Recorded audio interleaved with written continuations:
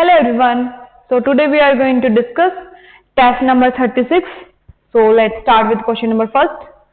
Sonia had recurring deposit account in a bank and deposited 600 rupees per month 2.5 years. If the rate of interest was 10% per annum, find the maturity value for this account. Clear? Maturity value निकालनी है. So maturity value किसके equal होती है? Is equal to total deposit plus simple interest. तो total deposit कितना हुआ per month? वो 600 करता है इंटू 2.5 years. तो मंथ कितने हो गए आपके पास? 30. तो इंटू 30. तो टोटल डिपॉजिट कितना किया plus simple interest. Simple interest क्या होगा? 600 into 30 into 31 upon 2 into 12 into rate of interest है 10 अपॉन 100. सिंप्लीफाई कर लेते हैं. तो जब इसको सिंप्लीफाई करते हैं यहाँ पे आ जाएगा आपके पास 18,000 plus 2,325. So it will be 20,325 rupees. So maturity value is this. Next question. If x minus 2 is a factor of polynomial this, when this polynomial is divided by x minus 3, it leaves remainder 3. Find the values of a and b. आपको a और b की value निकालनी है. तो दो variables हैं, दो equation चाहिए. अब इसमें देखो x minus 2 is a factor of this polynomial. इसका फैक्टर है. तो सबसे पहले हम लेट कर लेते हैं जो पॉलिनोमियल है उसको लेट कर लिया मैंने p of x x cube plus ax square plus bx plus 6. ठीक है, ये इसका फैक्टर है. तो by factor theorem p of 2 किसके इक्वल होगा? 0 के. ठीक है, अब p of 2 निकालते हैं. तो क्या करेंगे? x को क्या पुट करेंगे? 2. तो यहाँ पे 2 पुट किया तो ये आ गया 8 plus 4a plus 2b plus 6 is equal to 0. तो यहाँ से इक्वेशन आ जाएगी आपके पास 2a plus b is equal to -7. एक इक्वेशन ये आ गई आपके पास. नेक्स्ट क्या बोला है? जब इस पॉलिनोमियल को हम डिवाइड करते हैं x माइनस 3 से, रिमाइंडर क्या आता है? 3. तो क्या यूज करेंगे? By remainder theorem. तो बाय रिमाइंडर थ्योरम यहां से p ऑफ 3 किसके इक्वल है? 3 के. ठीक है, तो आप क्या करेंगे? p3 निकालने के लिए x को क्या पुट करेंगे? 3. अब इसमें 3 पुट किया तो यहाँ पे आएगा 27 plus 9a plus 3b plus 6 is equal to 3. तो यहां से आ गया आपके पास 3a plus b is equal to -10. अब देखो ये इक्वेशन और ये इक्वेशन, दोनों इक्वेशन a एंड b में है. अब दोनों का सिंप्लीफाई कर लेते हैं. अब ये 2a plus b is equal to -7 है. अब क्या करेंगे? दोनों इक्वेशंस को सब्ट्रैक्ट साइन चेंज. तो यहां से b से b कैंसिल हो गया. यहां से a आ जाएगा आपके पास -3. a -3 आ गया. अब किसी भी एक इक्वेशन में पुट करेंगे तो हमारे पास b आ जाता है -1. तो a -3 and b -1. Next question. A shopkeeper bought an article with the print price ₹1200 from the wholesaler at a discount of 10%. The shopkeeper sells this article to the customer on the market price printed on it. If the rate of GST is 6%, then find GST paid by the wholesaler, the amount paid by the customer to buy the article. Clear? अब first में इसने बोला है कि GST paid by the wholesaler. अब wholesaler कितना GST देगा? जितना वो शॉपकीपर से लेगा.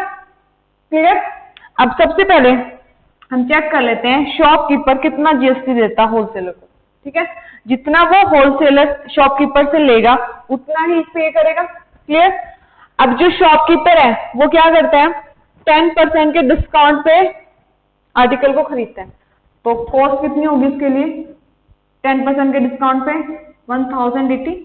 अब प्लस क्या देगा? GST. अब ये जो सेलिंग सॉरी वो क्या आ रही है? इंट्रास्ट रेट. तो 6% टोटल GST है तो 3% जाएगा सेंटर को, CGST देगा और स्टेट को देगा SGST. तो 3% of this plus 3% of this. तो 32.4 plus 32.4, वो इतना जीएसटी कलेक्ट करता है शॉपकीपर से। तो पे कितना करेगा? टोटल इतना होलसेलर पे करेगा, तो आपके पास आ जाता है ₹64.8, इतना जीएसटी वो पे करेगा। क्लियर? अब नेक्स्ट है the amount pay by the customer to buy the article, कि कस्टमर ने कितना पे करा। क्लियर? अब कस्टमर को शॉपकीपर ने कितने में बेचा? उसको प्रिंट प्राइस, और प्रिंट प्राइस क्या था? इतना। तो जो कस्टमर है वो खरीदता उसको आर्टिकल को 1200 में, प्लस क्या देगा साथ में? जीएसटी। तो 3% ऑफ 1200 प्लस 3% ऑफ 1200, तो जब आप इसको ऐड करते हो यहाँ पे आ जाता है 72, तो टोटल 72 प्लस दिस, तो आपके पास आ जाता है, ये तो कॉस्ट प्राइस था प्लस ये टोटल जीएसटी जितना है 36 इसका, 36 इसका, तो ऐड करेंगे तो आपके पास आ जाता है जो कस्टमर पे करेगा आर्टिकल, अमाउंट आ जाता है 1272 रुपीज। तो इतना अमाउंट पे करेगा कस्टमर आर्टिकल के लिए। Next question. अब इस क्वेश्चन में क्या करना है? ये आपको इनइक्वेशन गिवन है, इसको आपको सॉल्व करना है, मींस एक्स की वैल्यू निकालनी है जो इस इनइक्वेशन को सेटिस्फाई करे, एंड फिर इसको रिप्रेजेंट करना है ऑन नंबर लाइन। क्लियर? तो सबसे पहले क्या करते हैं, अब ऐसे इनइक्वेशंस आती है तो हम क्या करते हैं? उसको ब्रेक कर लेते हैं। अब देखो ब्रेक करने के लिए देखो, अगर मैं इसको यहां से कवर कर लूं तो एक इनइक्वालिटी आपके पास ये आ गई। ठीक है, ये लिख लेते हैं 1/2 minus 3x less than equal to 3 1/2 minus x। अब ये एक आ गई। अब सेकंड की अगर मैं बात करूं तो इसको कवर कर दे तो एक आपको इनइक्वालिटी ये दिख रही है। ठीक है, तो यहां से आपके पास आ गई -5 1/2 x less than equal to 1/2 minus 3x। अब ये दो आ गई आपके पास इनइक्वेशन। अब इसको सॉल्व करेंगे। ठीक है, अब जो सोल्यूशन क्या होगा वो इन दोनों का कॉमन सोल्यूशन होगा। क्लियर? चलो इसको करते हैं, तो ये आ जाता है आपके पास 11/2 minus X less than equal to 1/2 minus 3x। अब यहाँ पे 3x है तो adding 3x on both side, so यहाँ आ गया आपके पास 2x एज इट इज 1/2, ये कैंसिल हो जाएगा। अब देखो यहाँ पे -11/2 है तो इसको मैंने हटाना है, तो क्या करेंगे? Adding 11/2 on both side, so 2x less than equal to, अब इसमें ऐड हो जाएगा तो आपके पास आ जाता है 6, so x is less than equal to 3। अब इसको सिंप्लीफाई करते हैं। अब यहाँ पे x है, माइनस x है, तो adding x on both side, so यहाँ पे आ जाएगा आपके पास -2x less than equal to 7/2, ये तो कैंसिल हो जाएगा। क्लियर? अब यहाँ पे 1/2 है, क्या करेंगे? एडिंग -1/2 ऑन बोथ साइड, तो ये कैंसिल हो जाएगा, -2x बचेगा और यहाँ पे आ जाएगा आपके पास 3। सो अब x के साथ क्या है? -2 मल्टीप्लाई, तो क्या करेंगे? डिवाइडिंग बोथ साइड बाय -2, सो यहाँ पे x आएगा, यहाँ पे -3/2। अब -2 क्या? नेगेटिव क्वांटिटी, तो साइन ऑफ इनइक्वालिटी क्या हो जाएगा? चेंज। क्लियर? अब हमें इन दोनों का कॉमन पार्ट देखना है, वही इसका सोल्यूशन होगा। क्लियर? तो नंबर लाइन ड्रॉ कर लेते हैं।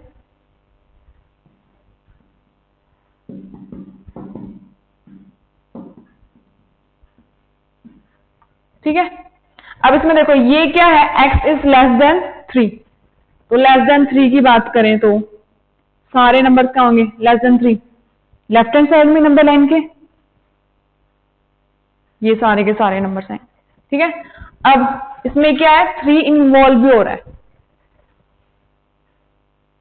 तो यहाँ पे डार्क सर्कल। क्लियर?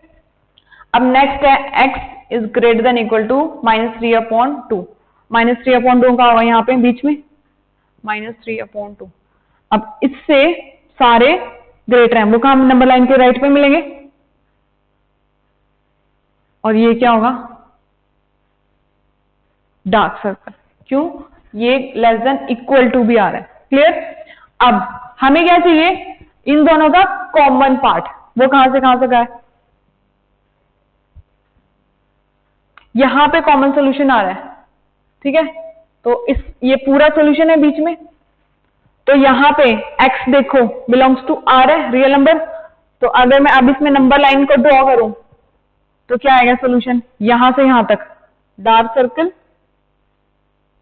इन्वॉल्व हो रहे हैं ये, और पूरे सारे नंबर्स आएंगे यहां से यहां तक। तो हम इसको डार्क कर देते हैं। तो ये जो सोल्यूशन है वो रिप्रेजेंट हो गया आपका नंबर लाइन पे। तो अब इसको थोड़ा फेयरली देख लेते हैं। ये क्या होगा, यहाँ पे -3/2 और यहाँ पे कहीं होगा 3। तो ये जो लाइन आएगी यहाँ पे डार्क सर्कल, ये आ गया आपका सोल्यूशन, ठीक है, on number line. Clear. Next question, if the pth, qth and rth term of an AP be a b c respectively then prove that this, ये आपको प्रूव करना है।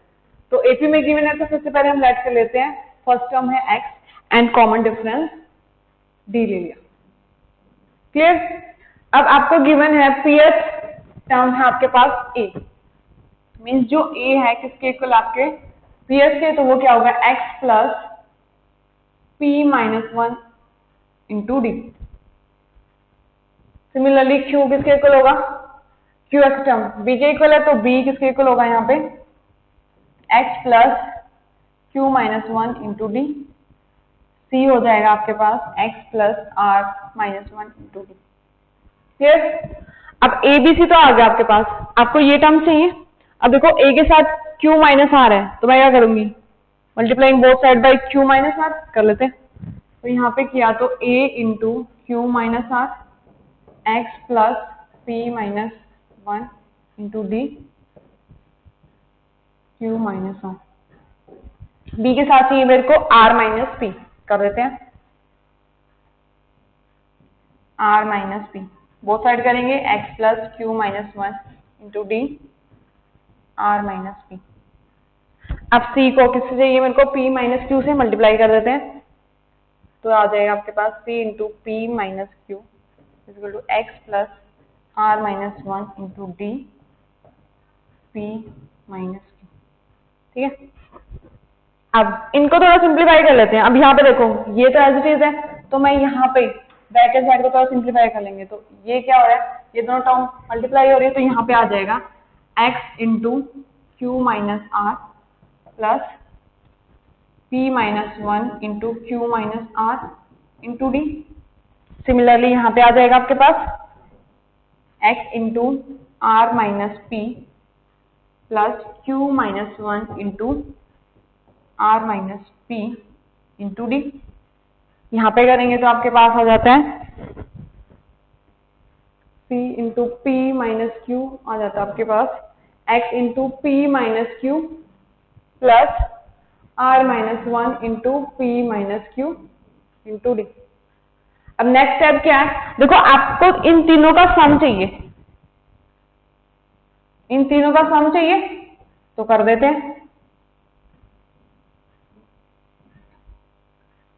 एक तो है आपके पास ये फर्स्ट, सेकंड एंड थर्ड।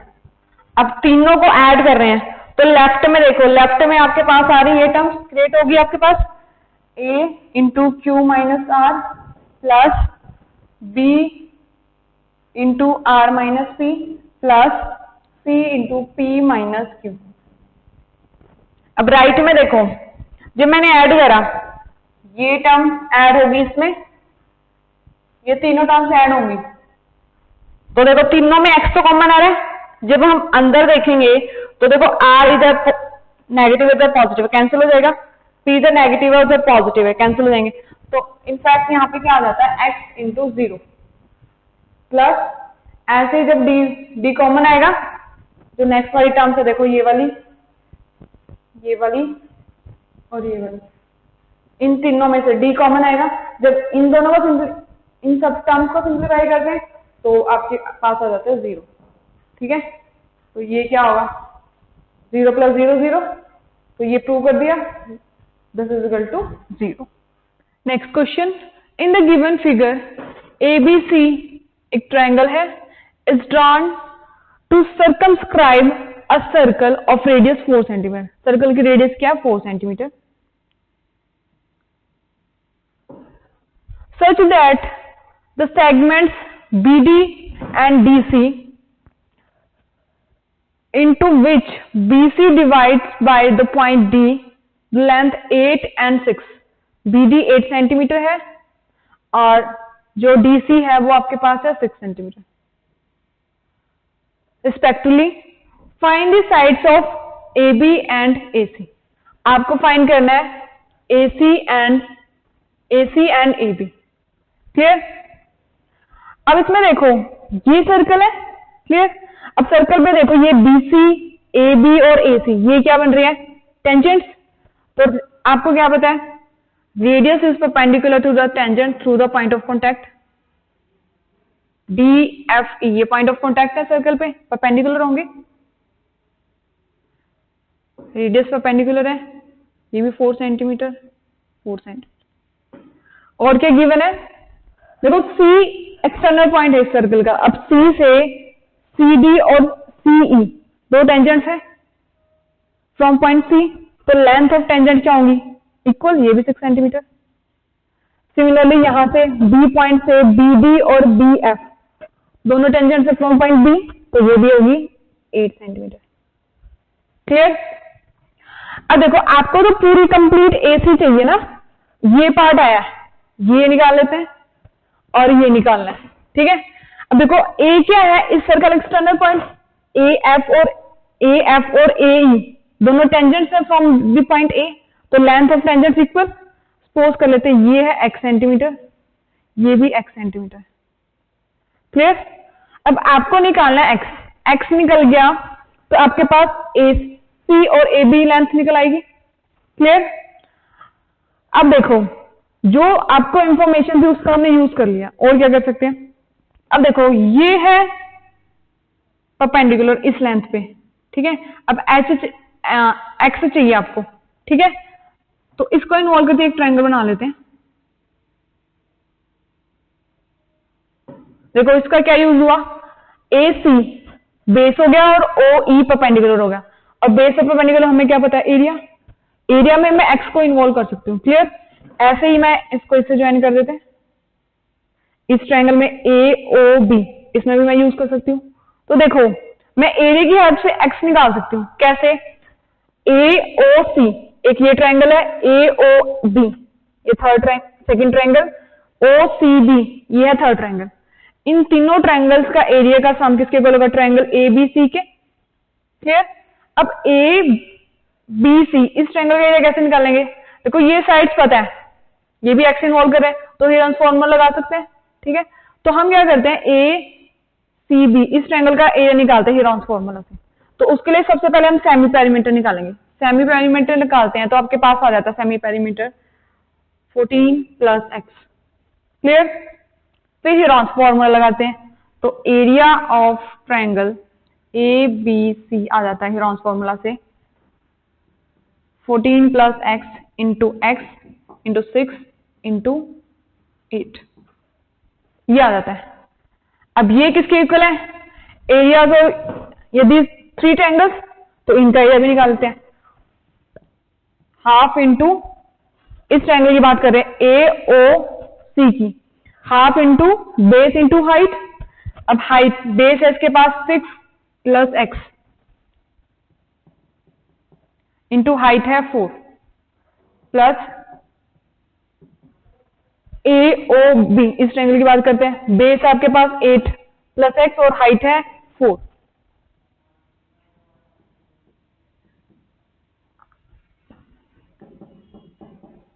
अब थर्ड है ट्रायंगल OCB इसमें निकाल लेते हैं। हाफ इंटू बेस आपके पास ये आ गया आपके पास 14 इंटू हाइट है 4। क्लियर? अब यहां से आपके पास आ जाता है 4 इंटू 14 प्लस x। क्लियर? अब यहां पे है ये इनका एरिया इक्वल था। क्लियर? तो ये था पूरी ट्रायंगल का और ये sum of all three triangles equal हो गया। चलो अब क्या करते हैं, यहां पे भी है आपके पास this is equal to this, squaring both side कर देते हैं। स्क्वेयरिंग बोथ साइड करेंगे तो यहाँ पे आएगा स्क्वेयर रूट हट जाएगा, 14 plus x into x 6 8, squaring both side करिए तो यहाँ पे स्क्वेयर, यहाँ पे स्क्वेयर, क्लियर। यहाँ पर यहाँ पे सेम फैक्टर है, कैंसिल कर देते हैं। अब यहां से आप सिंप्लीफाई करोगे तो x आ जाता है आपके पास 7 सेंटीमीटर, क्लियर। x 7 आ गया, x 7 आ गया 7 सेंटीमीटर, यहाँ पे भी आ गया आपके पास 7 सेंटीमीटर। तो हम बात करें AC की, AC कितनी आ गई 7 प्लस 6 13 सेंटीमीटर, क्लियर। AB की बात करें हम तो ये कितनी आ गई आपके पास 8 plus 7 15 centimetre. Next question, eliminate the theta between the following equations. ये आपको दोनों इक्वेशंस गिवन है, आपको थीटा एलिमिनेट करना, क्लियर। अब देखो यहाँ पे tan थीटा है, सीकेंड थीटा है, यहाँ पे भी tan थीटा सीकेंड थीटा। अब tan थीटा और सीकेंड थीटा में तो आपको पता है रिलेशन होता है क्या, सीकेंड square theta minus tan square theta किसके इक्वल होता है 1 के। अब स्क्वायर्स में आइडेंटिटी मिलती है तो हम क्या करते हैं, यहाँ पे भी स्क्वायर क्रिएट कर लेते हैं, क्लियर। इसको फर्स्ट इक्वेशन ले लिया मैंने, इसको सेकंड। सबसे पहले स्क्वेयरिंग कर रही हूं मैं फर्स्ट इक्वेशन की, स्क्वेयरिंग ऑन बोथ साइड, तो यहां से आएगा आपके पास Q square tan square theta plus P square secant square theta plus 2pq tan theta secant theta is equal to x square. जब स्क्वेयरिंग बोथ साइड करी, ये क्या बन गया था a प्लस बी का होल स्क्वायर, तो वही मैंने ओपन किया, क्लियर। अब सेकेंड इक्वेशन की करते हैं तो यहाँ पे आएगा p square tan square theta plus q square secant square theta plus 2pq tan theta secant theta is equal to y square, clear. अब आपको चाहिए secant square theta minus tan square theta. तो अगर मैं देखूं ये दोनों सेम टर्म्स लग रही हैं, अगर मैं इन दोनों इक्वेशन को सब्ट्रैक्ट कर दूं तो आइडेंटिटी बन रही है। तो हम क्या करते हैं, इस इक्वेशन में से इसको सब्ट्रैक्ट कर देते हैं। अब सब्ट्रैक्ट करेंगे तो हम क्या करते हैं, इसमें से इसको सब्ट्रैक्ट कर दिया, इसमें से इसको सब्ट्रैक्ट कर दिया, तो साइन चेंज, क्यों, क्योंकि देखो यहाँ पे मेरे को पी स्क्वायर दिख रहा है, यहाँ पे पी स्क्वायर है और सीकेंड स्क्वायर और tan स्क्वायर में रिलेशन है, क्लियर। तो पहले सबसे पहले साइन चेंज डन। अब इसमें से इसको सब्ट्रैक्ट किया तो पी स्क्वायर कॉमन, अंदर क्या बच गया सीकेंड square theta minus tan square theta, देखो बन गई ना आइडेंटिटी। प्लस अब इसमें से इसको सब्ट्रैक्ट कर देते हैं, ठीक है। अब क्यू स्क्वायर बाहर कॉमन है दोनों में, यहाँ पे tan square theta minus secant square theta, clear. अब ये दोनों same quantity, opposite sign cancel is equal to x square minus y square. अब देखो ये तो है secant square theta minus tan square, ये तो 1 हो गया, तो ये आ गया पी स्क्वायर। अब देखो यहाँ पे सीकेंड square theta minus tan square theta इसके इक्वल होगा -1 के, क्यों, क्योंकि देखो आपको पता है कि secant square theta minus tan square theta is equal to 1 है। अब -1 से मल्टीप्लाई करते हैं तो यहाँ पे minus secant square theta plus tan square theta is equal to 1 आ रहा है, -1 आ रहा है, तो यहाँ पे -1, तो -1 into p q square minus q square is equal to x square minus y square. तो ये आ गया आपके पास फाइनल, जिसमें थीटा है ही नहीं। नेक्स्ट क्वेश्चन, इस क्वेश्चन में आपको गिवन है A B matrix, X matrix पूछा है और such that A X is equal to B, ये कंडीशन आपको गिवन है और आपको एक्स मैट्रिक्स निकालनी है। देखो एक्स मैट्रिक्स निकालनी है तो सबसे पहले मेरे को ऑर्डर पता होना चाहिए, एक्स मैट्रिक्स का क्या ऑर्डर है, हमें ये गिवन है, इसका यूज कर लेते हैं। A into X is equal to B, ये आपको गिवन है, ठीक है। अब ए मैट्रिक्स का ऑर्डर क्या है 2 क्रॉस 2, एक्स का आपको निकालना है और बी का आपके पास 2 क्रॉस 3, क्लियर। अब दो मैट्रिक्स कब मल्टीप्लाई होते हैं, जब फर्स्ट वाले के नंबर ऑफ कॉलम सेकंड वाले के नंबर ऑफ रोज के इक्वल हो। तो इसके 2 हैं तो इसके भी कितने होंगे रोज 2, क्लियर। अब प्रोडक्ट के बाद जो आपके पास रिजल्टिंग मैट्रिक्स आते हैं उसका ऑर्डर क्या होता है, फर्स्ट वाले के number of rose into second वाले के कॉलम। तो ये क्या है 2 इंटू 3, तो यहाँ पे क्या आएगा आपके पास 3। तो ऑर्डर क्या आ गया एक्स मैट्रिक्स का 2 क्रॉस 3। तो लेट कर लेते हैं मैट्रिक्स आपके पास 2 क्रॉस 3 की, means 2 rows 3 columns A B C D E F, दे लिया आपने मैट्रिक्स। ठीक है, A B C D E F की वैल्यूज आ जाएंगी तो आपके पास मैट्रिक्स आ जाएगी। क्लियर? तो हमें जो कंडीशन गिवन है उसका यूज कर लेते हैं। अब ए आपके पास है 2 - 3 1 2 इंटू एक्स, एक्स आपने अभी लेट करा है A B C D E F, ये है इक्वल टू बी मैट्रिक्स के 1 - 2 5 3 2 -1। क्लियर? अब इसने बोला कि इन दोनों का प्रोडक्ट इसके इक्वल है, तो प्रोडक्ट निकाल लेते हैं। अब इसका प्रोडक्ट करते हैं, तो फर्स्ट रो इसका first column 2a - 3d, first row second column 2b plus -3e, next 2c - 3f, a plus 2d, b plus 2e, c plus 2f is equal to 1 - 2 5 3 2 -1। अब ये दोनों मैट्रिक्स इक्वल है तो इनके कॉरस्पॉन्डिंग एलिमेंट्स इक्वल होंगे। अब इसका first element ये है 2a - 3d, किसके इक्वल होगा? 1 के इक्वल, इक्वल टू 1। ये जो एलिमेंट है ये किसके इक्वल होगा? 3 के। नेक्स्ट क्या है? 2b - 3e is equal to -2, b plus 2e किसके इक्वल होगा? 2 के। अब नेक्स्ट है 2c - 3f किसके इक्वल होगा? 5 के। c प्लस 2f आपका होगा -1 के। क्लियर?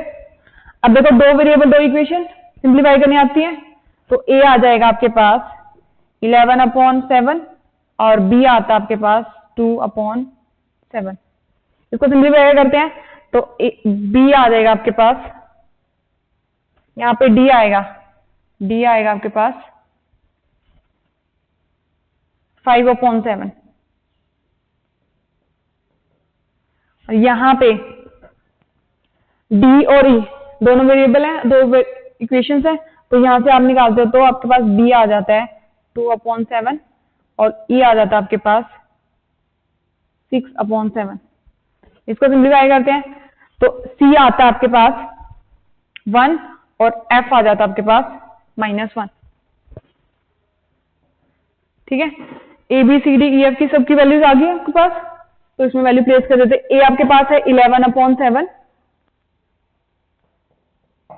बी है आपके पास 2/7, सी है आपके पास 1, डी है आपके पास 5/7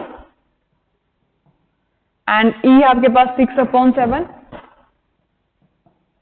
एफ आ जाता है आपके पास -1, तो यहाँ पे -1 प्लेस कर देते हैं।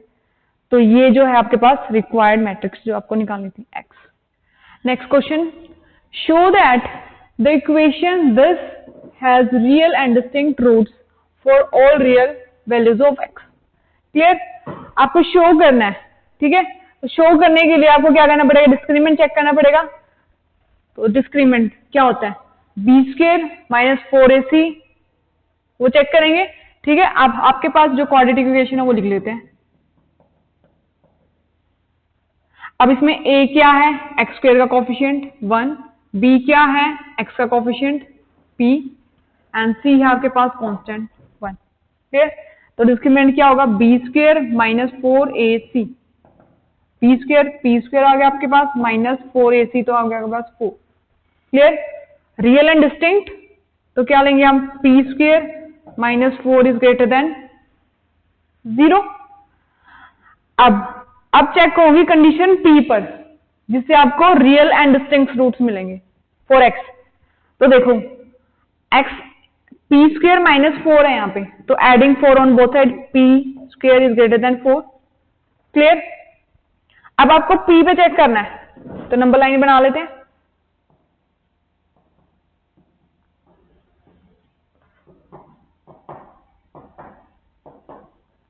ठीक है। अब P की किस वैल्यूज के लिए ये कंडीशन सेटिस्फाई करेगी? अब देखो P को मैं 1 पुट कर रही हूँ तो सेटिस्फाई हो रहा है? नहीं। 2 पुट किया वो तो इक्वल टू आ गया? नहीं। 3 पुट करते हैं, 3 का स्क्वायर 9, 9 इज ग्रेटर देन 4, ये है। अब नेक्स्ट करेंगे 4, 4 का स्क्वायर 16, 16 इज ग्रेटर देन, तो इसका मतलब ग्रेटर देन 2 सेटिस्फाई हो रहा है। क्लियर? अब इधर नेगेटिव साइड में देख लेते हैं, -1 का स्क्वायर करेंगे तो 1, नहीं सेटिस्फाई नहीं हो रहा। -2 नहीं, -3 हो रहा है, -4 हो रहा है, तो इसका मतलब यहां से लेस देन -2 सेटिस्फाई कर रहे हैं कंडीशन। तो इसके लिए जो कंडीशन आ गई P इज लेस देन -2 और P इज ग्रेटर देन 2, तो इनके लिए क्या होगा? इस क्वाड्रेटिक इक्वेशन के real and distinct root. Next question, a box consist of 4 red 5 black and 6 white balls. One ball is drawn out at random. Find the probability that the ball drawn is black, red, white or a white. आपको ये तीनों की probability निकालनी, ठीक है। तो first में आपको निकालनी है ब्लैक की। अब प्रोबेबिलिटी निकालने के लिए क्या होता है formula? Number of favourable outcomes upon total number of outcomes. अब टोटल आउटकम्स निकाल लेते हैं सबसे पहले। Total possible outcomes, possible outcomes कितने होंगे? जितनी इसमें बॉल्स होंगी, बॉल्स कितनी है बॉक्स में? 15, ठीक है। तो टोटल पॉसिबल आउटकम्स आपके पास 15 है। फेवरेबल, फेवरेबल कितने आपके पास? 5। क्लियर? नेक्स्ट है आपको बताना प्रोबेबिलिटी ऑफ रेड और white. Again total possible outcomes 15। अब आपको बताना है रेड भी हो सकती है वो व्हाइट भी हो सकती है, तो फेवरेबल कितने हो गए? रेड प्लस व्हाइट वाले कितने हो गए? 10। क्लियर? नेक्स्ट है प्रोबेबिलिटी बतानी है नॉट अ व्हाइट, तो अगेन इसमें भी टोटल पॉसिबल आउटकम्स कितने होंगे? 15।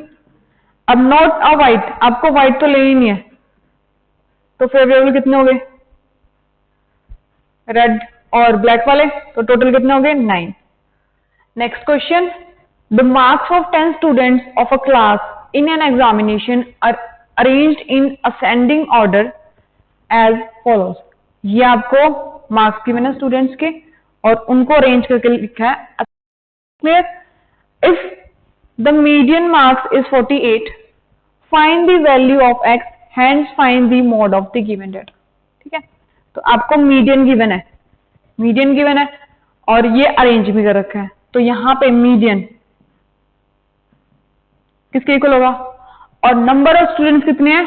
10, वो इवन है, तो यहां पे जो मीडियन होगा वो क्या होगा? 5th प्लस 6th टर्म का मीन। अब देखो 5th टर्म कौन सी है? 1 2 3 4 5th, 5th ये है और 6th ये है, तो 5th term plus 6th term का mean is equal to median है। अब मीडियन हमको गिवन है 48, तो यहां से सिंप्लीफाई करते हो x आ जाता है आपके पास 46, तो x 46 आ गया, प्लेस कर देते हैं 46 और यहां पे आएगा आपके पास 50। तो ये ऑब्जर्वेशंस आ गई। अब नेक्स्ट इसने पूछे हैं mode of the given data. अब मोड क्या होता है? जो ऑब्जर्वेशन ज्यादा टाइम आती है। अब देखो इसमें 46 और 46 2 टाइम्स आ रही है, तो मोड क्या होगा? Mode will be 46। Next question, a copper wire 3 meters in diameter is wound about a cylindrical whose length is 12 centimeter. Consider कर दे सिलेंडर आपके पास और जिसकी जो लेंथ है वो 12 सेंटीमीटर है एंड डायमीटर 10 सेंटीमीटर, तो रेडियस क्या होगी? 5 centimetre. So as to cover by curve surface area of cylinder. अब वायर से इसको कर्व सरफेस एरिया पे इसको कवर कर दिया, इसके कर्व सरफेस एरिया को वायर से कवर कर दिया। ठीक है, आपको फाइंड करना है the length of wire and mass of wire. assuming the density of copper to be 8.88 ग्राम पर मीटर क्यूब। ये फाइंड करना है, ठीक है। एक तो आपको फाइंड करना है length of the wire and mass, ठीक है। अब लेंथ के लिए आपको पता है कि उसका जो डायमीटर है वो 3 मिलीमीटर है। तो जब इसमें आप इसको कवर करते हो तो वो ऐसे कुछ बनेगा। ये वायर है। अब ये जो वायर की यहां से थिकनेस है वो क्या है, डायमीटर। तो ये वाली लेंथ आपको पता है कि 3 मिलीमीटर है, ठीक है। अब इसको सेंटीमीटर में चेंज करते हैं तो 0.3 सेंटीमीटर आ गया। क्लियर। अब आपको पता है कि इतनी लेंथ पर इसको कवर किया गया है, तो नंबर ऑफ राउंड्स, सबसे पहले हम राउंड्स निकाल लेते हैं कि कितने राउंड्स लगे हैं इसको कवर करने में, ठीक है। तो लेट कर लेते हैं n। तो n इंटू 0.3 मिलीमीटर। देखो n राउंड्स है, 1 राउंड में 0.3 सेंटीमीटर लेंथ कवर कर रहा है और टोटल कितनी कर रहेगा वो 12। तो इक्वल टू किसके होगा 12। तो यहां से n आ जाता है, सेंटीमीटर है तो यहां से n आएगा आपके पास 40। तो टोटल 40 राउंड्स में वायर इसको पूरा कवर कर देती है। क्लियर। अब आपको नंबर ऑफ राउंड्स पता चल गए, लेंथ निकालनी है। तो हम सबसे पहले एक राउंड की लेंथ निकाल लेते हैं। वो किसकी होगी, इसकी सर्कमफ्रेंस पे जो आपके पास सिलेंडर है। क्लियर। तो वो क्या होती है 2 पाई आर। 2 pi r. तो आर आपके पास है 5, तो आपके पास आएगा 10 पाई,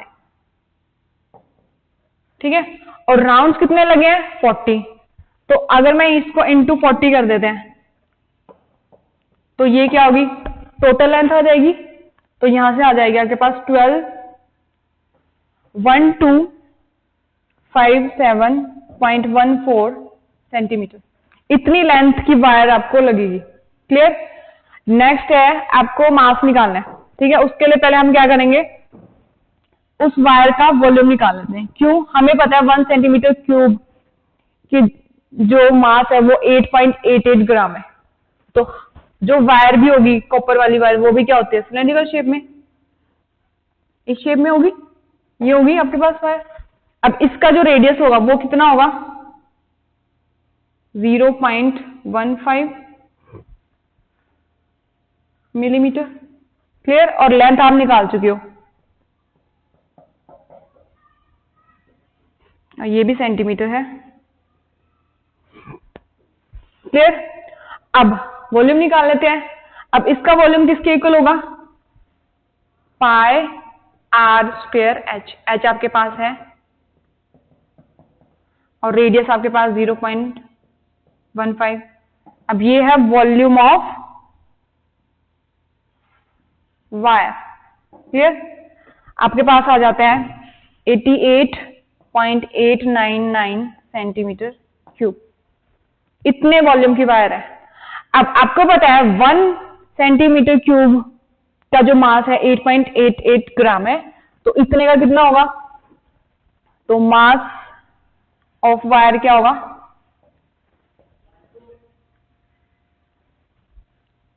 मास वॉल्यूम ऑफ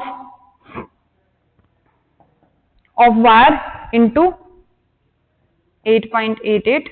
तो इसको जब आप सिंप्लीफाई करते हो तो आपके पास आ जाते हैं मास ऑफ वायर 789.41 ग्राम। ये मास आ जाता है। Next question, if P is equal to 10, prove that 10। ये आपको प्रूव करना है। देखो प्रूव में ध्यान से देखो, आपके पास है P plus 2x P minus 2x, P plus 2y P minus 2y। ये चीज चाहिए दबाओ कब प्रूव होगा। तो इसके लिए देखो यहाँ पे ध्यान से देखो, यहाँ पे P अपॉन 2x में जब कंपोनेंट या डिविडेंड लगाएंगे तभी आपके पास क्रिएट होगा। और इसके लिए P अपॉन 2y चाहिए, कंपोनेंट या डिविडेंड लगाएंगे ये चीज क्रिएट हो जाएगी। फिर ये गिवन है, इसका यूज करते हैं।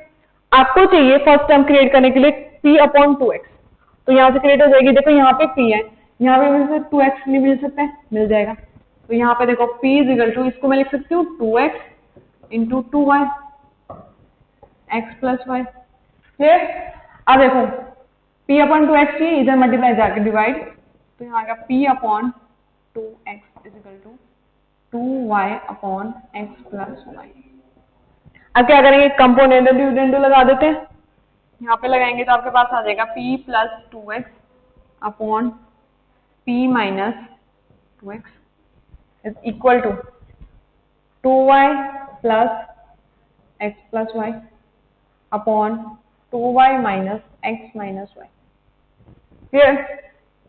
तो यहाँ से आ जाएगा आपके पास p plus 2x upon p minus 2x is equal to 3y plus x upon यहाँ पे आ जाएगा आपके पास y माइनस x।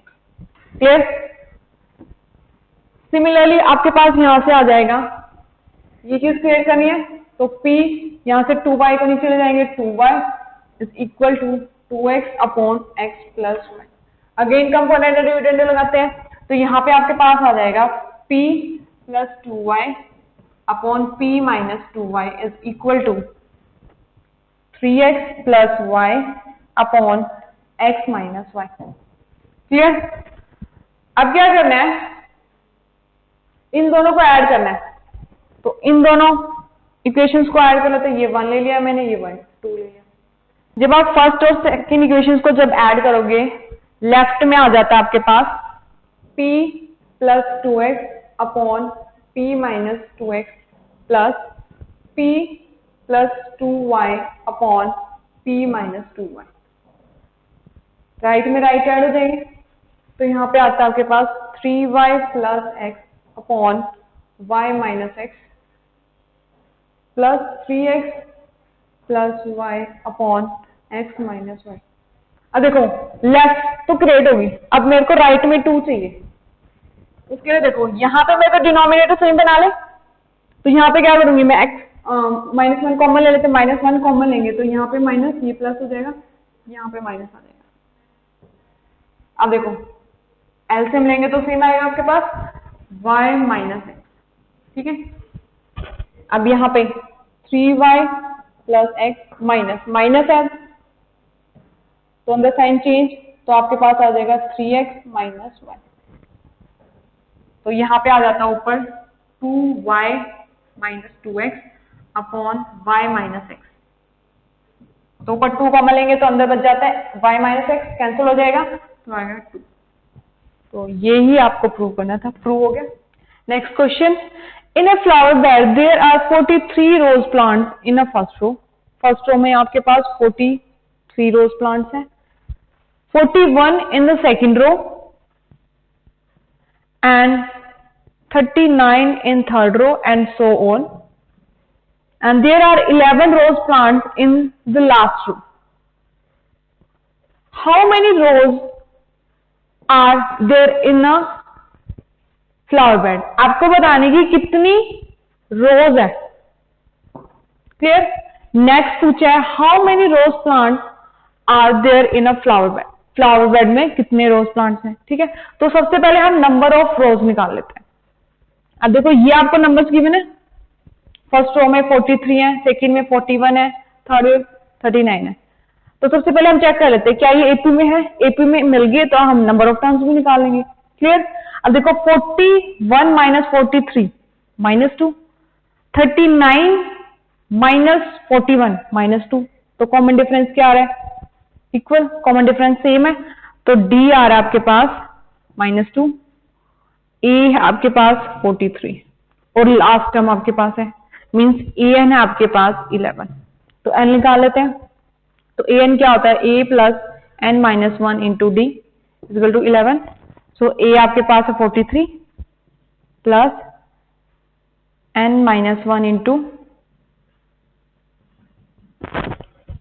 इसको सिंप्लीफाई करना होता है, सो यहां से एन आ जाएगा आपके पास 70, तो नंबर ऑफ रोज आ गया आपके पास 70। अब आपको बताना है कि नंबर ऑफ प्लांट्स कितने हैं। क्लियर?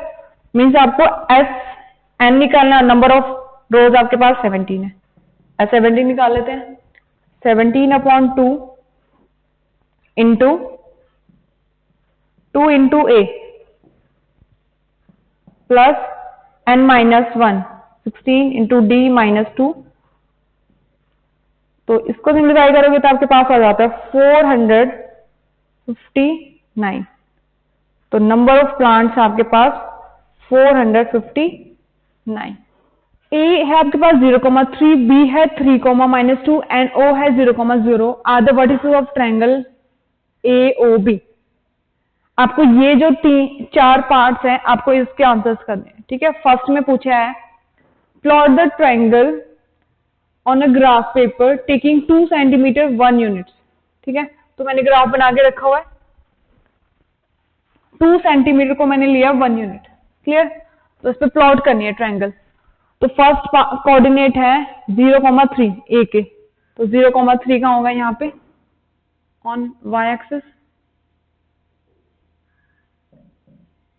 ये है ए। बी है आपके पास 3,-2, 3,-2, 3,-2, तो यहां पे आएगा आपके पास, ये है पॉइंट बी और ओ तो ओरिजिन ही है, तो यहां पे ये ओ आ गया आपके पास 0,0, तो ज्वाइन कर देते हैं, ये आ गया आपके पास ट्रायंगल, क्लियर। नेक्स्ट है plot D the reflection of be in y axis. y axis पे मिरर है, अब b की इमेज है d, ठीक है। तो वो क्या बनेगी इन थर्ड क्वाड्रेंट, तो यहां पे b की इमेज आएगी आपके पास यहां पे जो है d -3, -2। अब इसके कोऑर्डिनेट्स भी थे वो भी लिख दिए, तो वो क्या है आपके पास -3, -2, क्लियर। नेक्स्ट है अब आपको बताना है इस फिगर का नाम कौन सी पूछी है उसने, ABOD, ABOD, इसको ज्वाइन कर देते हैं,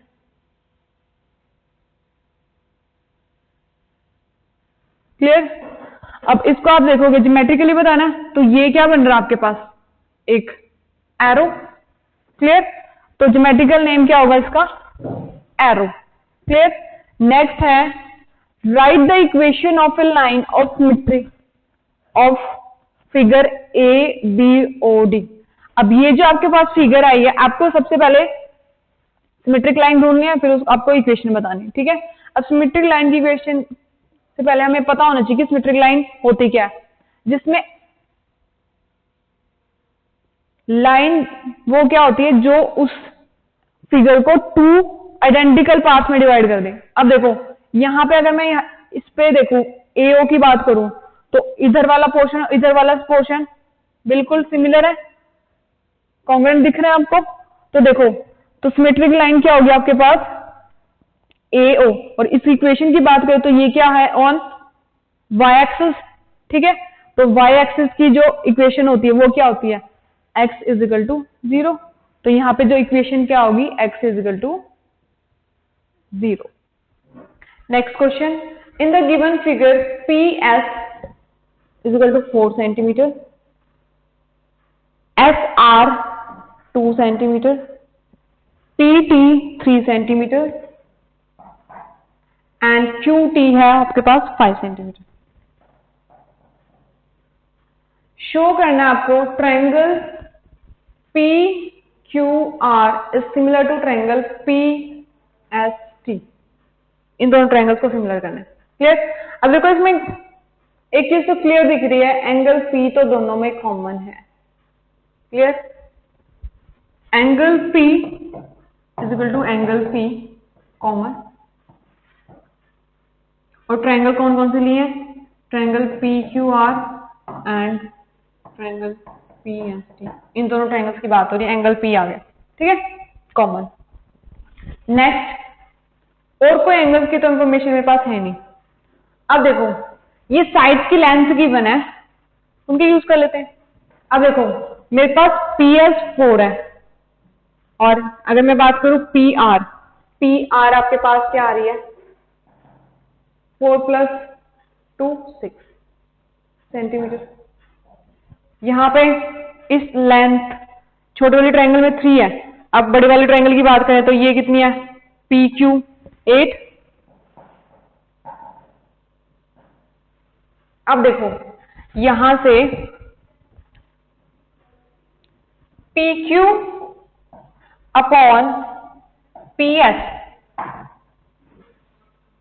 देखो PQ आपके पास है 8 सेंटीमीटर और PS आपके पास 4 सेंटीमीटर, तो यहां से ये आ जाता है आपके पास 2/1। क्लियर? और क्या पता चल रहा है? अब देखो PR अपॉन PT चेक करते हैं। PR अपॉन PT, PR आपके पास 6 है और PT आपके पास 3 है, तो यहां से ये क्या आ गया आपके पास 2/1। तो यहां से ये दोनों रेशियो इक्वल आ गए। अब देखो यहां से PQ अपॉन PS इक्वल किसके है? PR अपॉन PT के। PQ upon PS is equal to PR upon PT। Clear? Ratio same, ठीक है। अब देखो, तो इस ट्रायंगल को इस ट्रायंगल में चेक करते हैं। ये angle common, 10 upon 10 is equal to 10 upon 10, तो दोनों ट्रायंगल सिमिलर होगी। Triangle PQR is similar to triangle PS2 by side angle side. Clear? अब नेक्स्ट चेक कर लेते हैं सेकंड पार्ट में। अब इसमें बोला है कि इफ QR आपके पास है 5.8, फाइंड करना है आपको ST, ठीक है। अब देख लेते हैं। अब यहां से इन सिमिलर ट्रायंगल्स का यूज करते हैं। हमें ये तो पता है ये जो साइड इस बड़ी वाली ट्रायंगल में आ रही है और ये जो साइड पूछी है वो छोटे वाली। अब इनमें साइड की रेशियो तो पता है मेरे को क्या है, 2:1। तो यहां से मेरे पास क्या आ जाएगा, RQ upon ST is equal to 2/1। ये तो मेरे को पता है। अब इसमें RQ तो गिवन ही है, 5.8 upon ST is equal to 2, तो यहां से ST आ जाता है आपके पास 2.9 centimetre. Next question, find the equation of a line passing through the point -2,3 and having x intercept of 4। तो आपको इक्वेशन लिखनी है लाइन की जो पास कर रही है -2,3 से और x इंटरसेप्ट बना रही है 4। अब वो क्या कर रही है, x एक्सिस को कट कर रही है 4 पे, तो वो पॉइंट क्या होगा, उसमें देखो x एक्सिस पे कट करी तो y कोऑर्डिनेट तो 0, तो x क्या होगा 4। अब 2 पॉइंट्स हैं, तो इक्वेशन ऑफ लाइन क्या होती है, y minus y1 is equal to y2 minus y1 upon x2 minus x1 into x minus x1, ये इक्वेशन होती है। अब इसमें लेट कर लेते हैं, ये x1 है, ये y1 है, ये x2 है, y2 है। क्लियर? अब y minus y1 3 is equal to y2 minus y1, y2 minus y1 -3 हो जाएगा, x2 माइनस x1, तो 4 में से माइनस करेंगे -2 तो आ जाएगा आपके पास 6 into x minus x1, x1 आपके पास है -2 तो माइनस माइनस प्लस, तो यहाँ पे आ गया 1/2। तो यहां से आपके पास आ जाती है 2y plus x minus 4 is equal to 0। ये आ गया आपके पास लाइन की equation. Next question, in a potato race a bucket is placed at the starting point is 5 meter from the first potato, 5 meter from the first potato, and other potatoes are placed 3 meter apart in a straight line. There are 10 potatoes in a line. A competitor starts from the bucket and pick up the nearest potato and runs back to it, drop it in the bucket. ठीक है, अब वो first जब start करता है, bucket से start करता है, पिक करता है नियरेस्ट पोटैटो एंड वापस जाता है, तो टोटल कितना डिस्टेंस करा उसने, फर्स्ट पोटैटो पिक करने में 10 मीटर्स। फिर run back to the pick the next potato, फिर दोबारा उसने यहां से नेक्स्ट पोटैटो उठाया तो कितना डिस्टेंस करा 8, फिर वापस गया तो टोटल कितना होगा 16, टोटल 16 मीटर सेकेंड पोटैटो में किया। फिर थर्ड पिक किया, फिर थर्ड के लिए इसने 11 किया और 11 वापस किया, तो टोटल कितना किया 22 मीटर थर्ड पोटैटो के लिए इतना डिस्टेंस कवर। और टोटल कितने पोटैटो उसके लिए करना उसने 10, और सेम वे चल रहा है। अब आपको बताना है कि उस कंपटीटर ने इस रेस में टोटल कितना डिस्टेंस कवर किया। क्लियर? तो यहां पे आपके पास एन भी आपके पास है 10। क्लियर? तो सबसे पहले हम चेक कर लेते हैं, देखो ये एपी में है या नहीं। तो देखो 16 माइनस 10 डिफरेंस कितना है 6 का, 22 माइनस 16 कितना है डिफरेंस 6 का, तो इनका कॉमन डिफरेंस 6 आ रहा है, तो डी भी आ गया आपके पास 6। तो आपको निकालना टोटल डिस्टेंस, मीन्स एस 10 निकालना आपको। तो 10/2 into a into 2 into a आपके पास 10 plus N minus 1 into d, d आपके पास है 6। क्लियर? सो एस 10 आ जाता आपके पास 370। तो ये आ गया आपके पास टोटल डिस्टेंस। नेक्स्ट क्वेश्चन, अब इस क्वेश्चन में आपको निकालना है थीटा, थीटा की वैल्यू निकालनी है, और थीटा लाई कर रहा है 0 डिग्री और 90 डिग्री के बीच में। ठीक है? और यहाँ पे देखो 7 sine square theta plus 3 cos square is equal to 4 given. आपको थीटा निकालना है। मैं क्या कहती हूँ, साइन स्क्वायर थीटा को कोस स्क्वायर थीटा में चेंज कर लेते। कैसे? आपको पता है sine square theta plus cos square theta is equal to 1 होता है, तो मैं साइन स्क्वायर थीटा का लिख सकती हूँ 1 माइनस कोस स्क्वायर थीटा लिख देते हैं। तो 7 into 1 minus cos square theta plus 3 cos square theta is equal to 4। तो यहां से आ जाएगा आपके पास cos square theta is equal to 3/4। So यहां से कोस थीटा आ जाता आपके पास √3/2। सो कोस किस एंगल पर √3/2 होता है? Cos 30 degree. तो यहां से थीटा आ जाता आपके पास 30 degree. Next question, in the given figure PT tangent है टू द सर्कल, और आपको फाइंड करना है PT। अब AP आपको गिवन है पूरी 16 सेंटीमीटर, AB आपको गिवन है 12 सेंटीमीटर। तो देखो यहां से ये 12 है, ये पूरी 16 है, तो ये कितनी होगी 4 सेंटीमीटर BP। क्लियर? अब देखो P पॉइंट से सर्कल एक टेंजेंट है, और P पॉइंट से एक सीकेंट भी बनी जो सर्कल को B और A पॉइंट पे इंटरसेक्ट कर रही है। तो यहां से आपके पास रिजल्ट होता है कि जो टेंजेंट का स्क्वायर होता है वो किसके इक्वल होता है PB इंटू PA।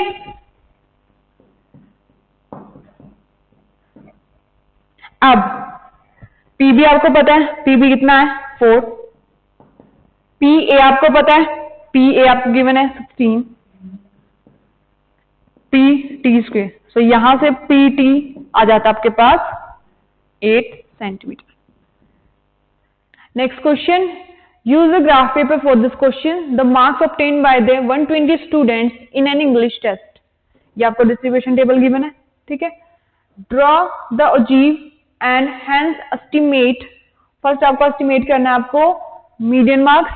नेक्स्ट है the number of students who did not pass the test if the passing percentage was 50। Clear? तो सबसे पहले हम क्या करते हैं, ओजीव बनाएंगे। ओजीव के लिए आपको क्या चाहिए, क्यूमुलेटिव फ्रीक्वेंसी। क्यूमुलेटिव फ्रीक्वेंसी बना लेते हैं।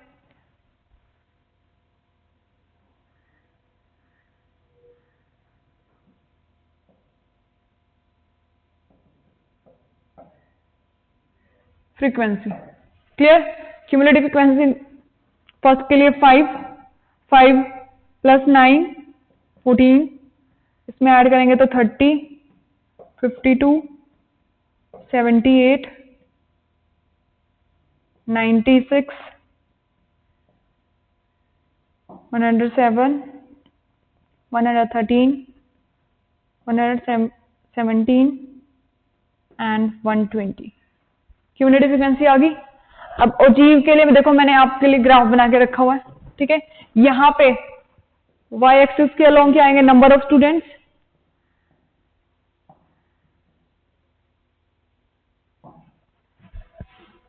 एंड अलोंग एक्स एक्सिस आपके पास आएंगे मार्क्स। क्लियर। अब अचीव बनाना है आपको, तो कैसे बनाएंगे, फर्स्ट कोऑर्डिनेट क्या होगा आपके पास 10,5, 10,5, तो 10,5 आपको कहां मिलेगा, यहां पे 10 है तो 5 इधर होगा, तो ये आपके पास आ गया 10,5, 10,5 यहां पे होगा, यहां पे 5 होगा, 10,5। नेक्स्ट क्या है 20,14, 20,14, तो 14 यहां पे होगा कहीं, तो ये आ गया आपके पास पॉइंट 20,14। नेक्स्ट क्या होगा 30,30, 30,30, तो ये आ गया आपके पास पॉइंट। नेक्स्ट है 40,52, 40,52, ये मिल गया आपको पॉइंट 52।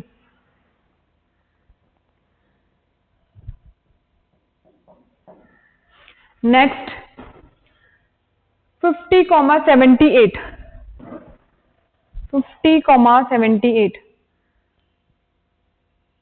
78 कहीं इधर होगा, तो ये पॉइंट आ गया आपके पास 50,78। नेक्स्ट 60,96, 60,96, तो यहां पे मिलेगा। नेक्स्ट है 70,107, तो 107 यहां मिलेगा 100 के ऊपर, 70,1, तो ये पॉइंट आ गया आपके पास 70,107। नेक्स्ट है 80,113, 80,113, तो यहां पे मिलेगा,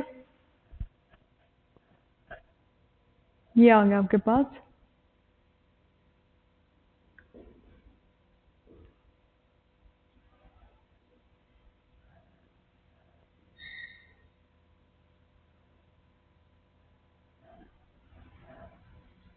नेक्स्ट है 90, 90,17, 19,17, तो यहाँ 120 के पास, तो यहाँ पे आएगा ये 90,170, 100 पे है 120, 100 पे है 120, तो 120 इधर है, तो ये आ जाएगा आपके पास 100,120। क्लियर। और जी बनाना है तो कहां से स्टार्ट, 0 to 10 है तो स्टार्ट कहां से होगा 0 से, और फ्री हैंड से बनाएंगे हम।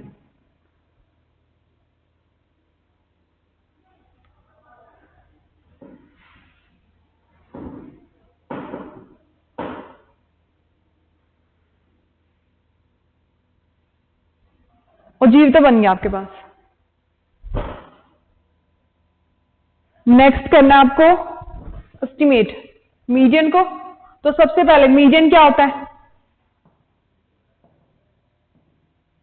एन, एन कितना आपके पास टोटल 120 अपॉन 2, तो ये आएगा आपके पास 60। ऑब्जर्वेशन यहां पे आपके, तो आपको चाहिए 60 पे,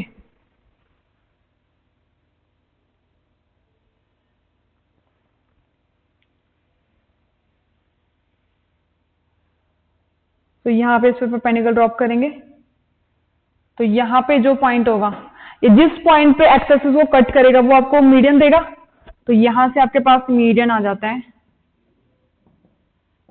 43। क्लियर।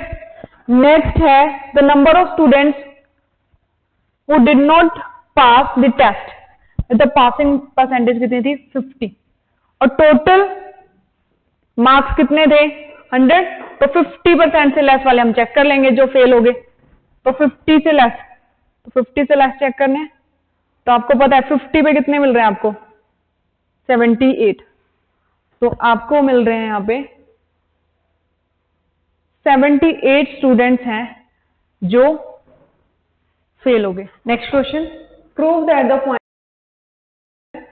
एक क्वाड्रिलेटर के, वो प्रूव करना है वो क्वाड्रिलेटर क्या है पैरेललोग्राम। ठीक है, कंसीडर कर लेते हैं ये क्वाड्रिलेटर है। ठीक है, आपको शो करना है ये पैरेललोग्राम है। ठीक है, अब शो करने के लिए अगर मैं ये प्रूव कर दूं कि इसके डायगोनल्स क्या करें बाइसेक्ट ईच अदर, तो पैरेललोग्राम शो हो जाएगा। क्लियर, डायगोनल्स बना लेते हैं।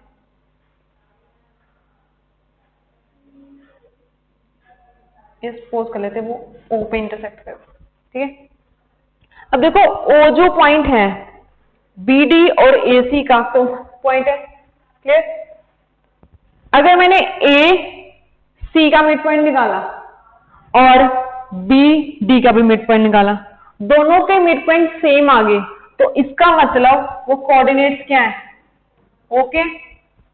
क्लियर, ओके है तो मतलब ये डायगोनल्स क्या होंगे बाइसेक्ट ईच अदर। क्लियर, तो हम निकाल लेते हैं एसी का मिड पॉइंट।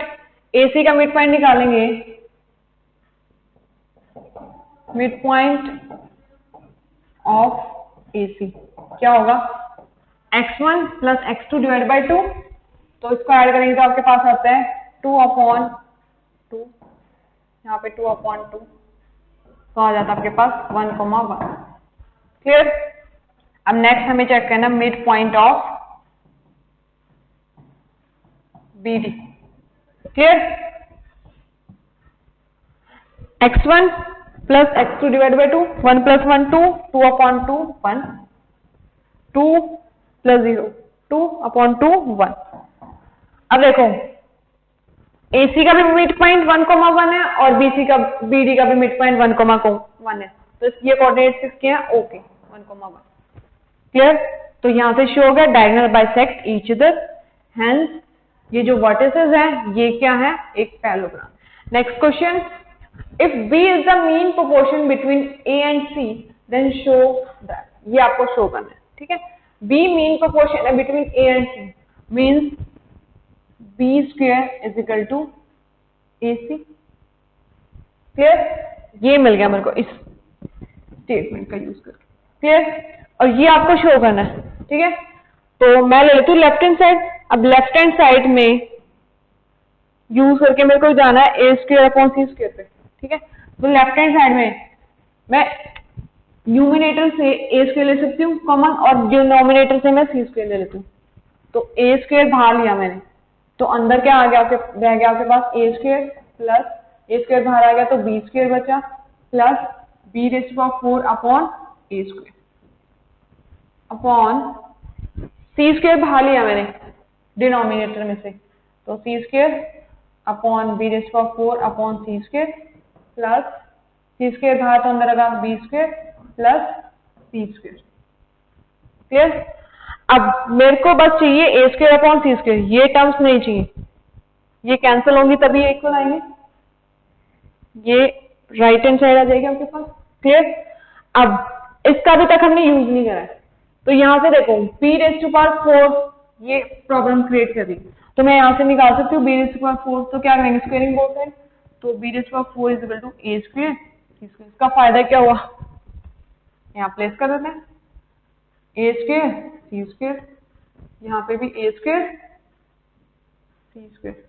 फायदा क्या हो देखो यहाँ पे सी स्क्वायर से सी स्क्वायर कैंसिल हो गया, ए स्क्वायर से ए स्क्वायर, और ये जो टर्म्स है वो इक्वल होगी। कैसे, यहाँ पे A square plus B square plus C square है, यहाँ पे A square plus B square plus C square है, तो वो ये कैंसिल होंगी, तो ये क्या आ गया आपके पास right hand side, so left hand side is equal to right hand side. Next question, in the given figure UP is equal to 12 centimeter,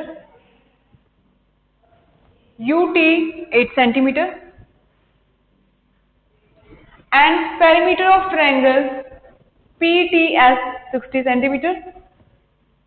If the ratio of perimeter of triangle PQR and PTS is 5:2, then find the length of QV, ये निकालनी है आपको, and length of RW, ये निकालनी है। Clear? अब जो given information उसको यूज कर लेते हैं। अब ये पैरामीटर पता है, इस ट्रायंगल का निकाल लेते हैं। तो ट्रायंगल PQR का पैरामीटर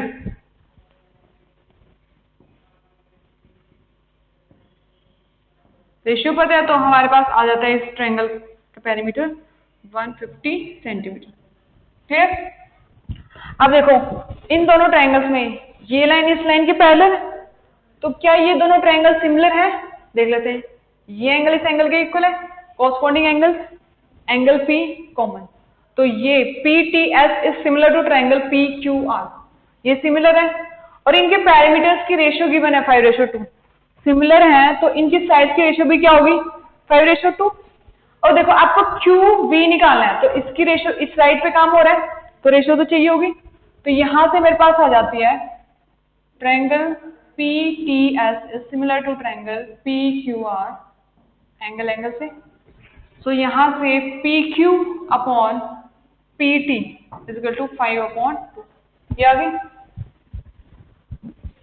अब इस ट्रायंगल की बात करें PTS, इसका पैरामीटर आपको पता है, इसकी साइड पता चल गई, तो आपके पास ये लेंथ आ जाएगी। अब आपको इस 10/10 पता है, तो ये भी निकाल लेंगे। फिर किसी तरीके से हम ये निकाल लेंगे, तो इसके पूरे में से इसको सब्ट्रैक्ट करेंगे, तो ये चीज आ जाएगी। Clear?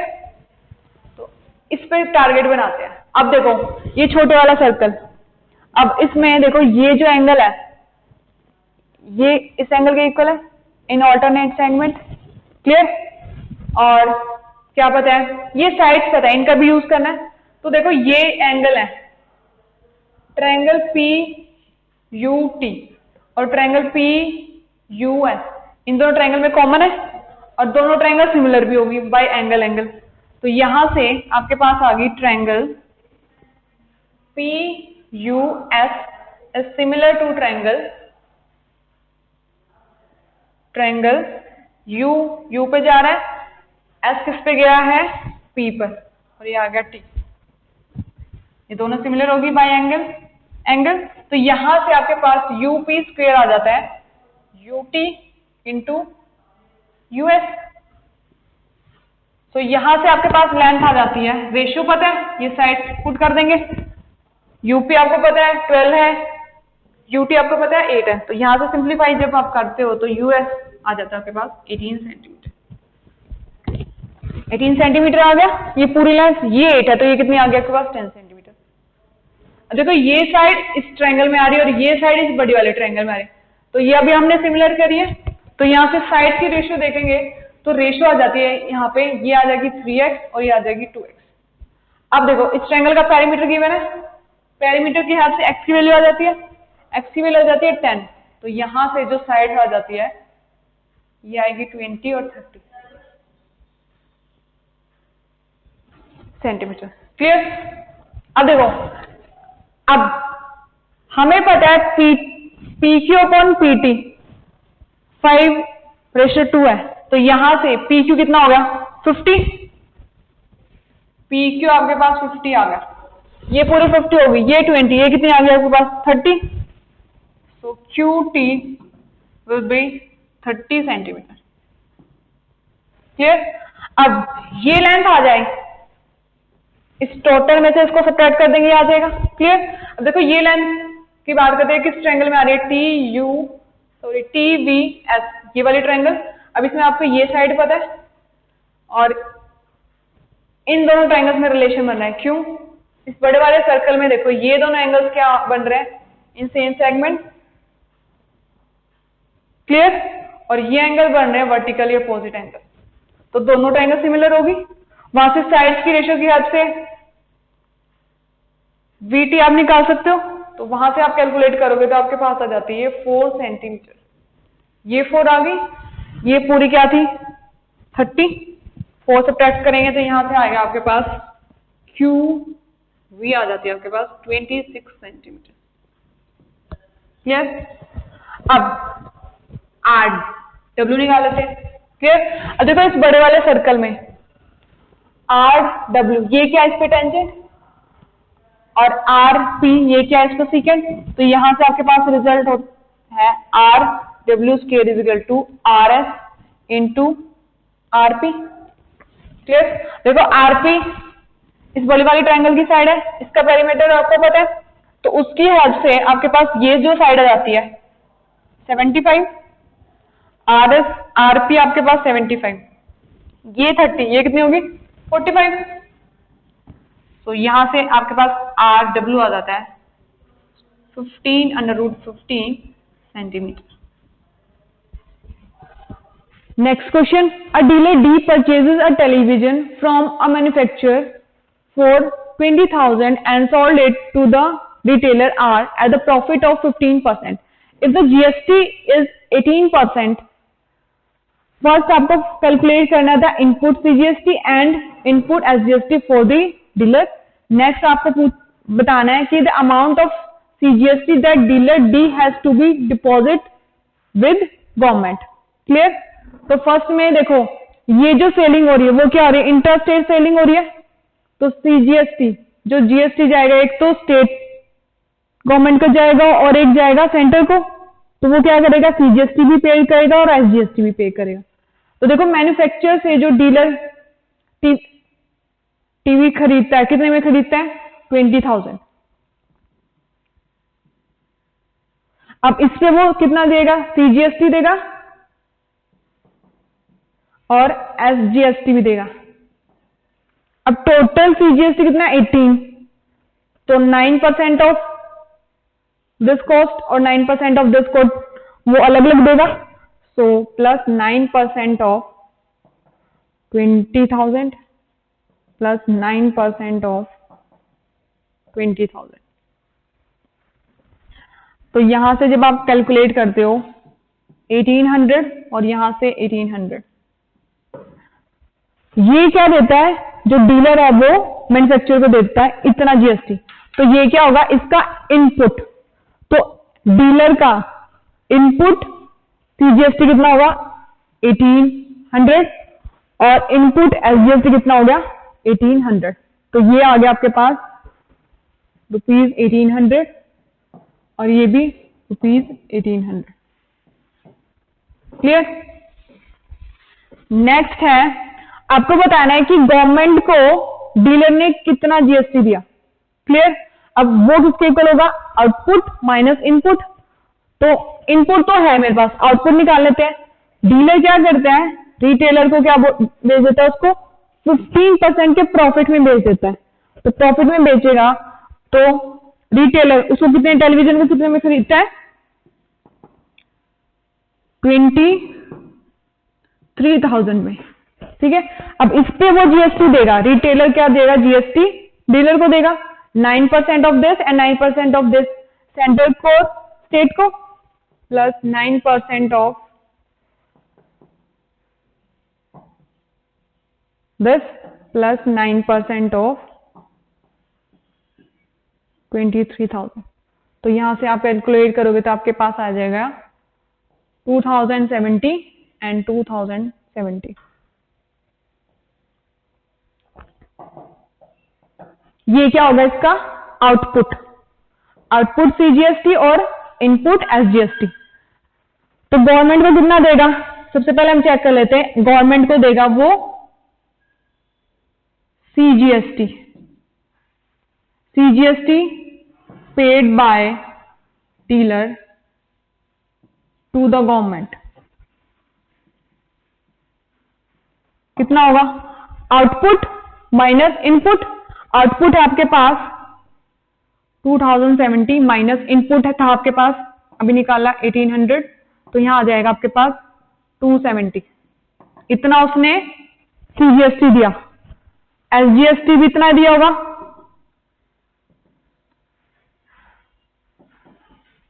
Paid by dealer to the government, वो भी इतना देगा। अब इसने टोटल पूछा है ना, तो टोटल कर देते हैं। तो इसने टोटल कितना दिया, इतना उसने सीजीएसटी दिया, इतना उसने एसजीएसटी दिया, तो टोटल कितना दिया उसने 540 रुपीज। इतना अमाउंट वो सीजीएसटी पे करता है गवर्नमेंट को, dealer. Next question, if the mean of following distribution is 24, find the value of phi. ये आपको टेबल गिवन है, ठीक है। अब ये मार्क्स है यहाँ पे और नंबर ऑफ स्टूडेंट्स कितने हैं। अब टेबल समझ लेते हैं सबसे पहले। अब इसमें है 0 से 10 कितने स्टूडेंट्स हैं, 7। 10 to 20 है 8 स्टूडेंट, 20 to 30 है 8 स्टूडेंट, 30 to 40 है के बीच में नंबर्स हैं 10 स्टूडेंट्स के, 40 to 50 है 5 स्टूडेंट्स के। क्लियर। और आपको मीन गिवन है, तो ए की वैल्यू निकालनी है, इक्वेशन चाहिए, तो किसमें बनेगी, मीन में। मीन किसके इक्वल होता है, summation F I x I upon summation F I. अब देखो इसमें एफ आई तो है, क्या नंबर ऑफ स्टूडेंट्स, ये एफ आई तो है। अब आपको निकालने एक्स आई और ये आपको क्लास इंटरवल्स गिवन है, तो इन जो एक्स आई होंगे वो क्या होंगे, क्लास मार्क्स बना लेते हैं। और एक और कॉलम बनेगा for F I x I के लिए, तो क्लास मार्क क्या है, एक्स आई, और ये next column F I x I के लिए। ठीक, तो क्लास मार्क क्या होते हैं, मिड पॉइंट। तो इसका मिड पॉइंट है 5, 15, 25, 35, 45। क्लियर। एफ आई एक्स आई निकालते हैं, मल्टीप्लाई कर लेते हैं। 35, 15, 200, 350, इसको इससे करेंगे तो आपके पास आएगा 225। अब आपको चाहिए summation F I, summation F I निकाल लेते हैं, ऐड करेंगे तो आपके पास आ जाता है 30 प्लस ए। अब इनको ऐड करते हैं तो summation F I x i equal to 810 plus 15 a. आप 10 प्लेस कर देते हैं। मीन आपके पास 24 है, is equal to summation F I x I है upon summation F I, cross multiply कर देते हैं।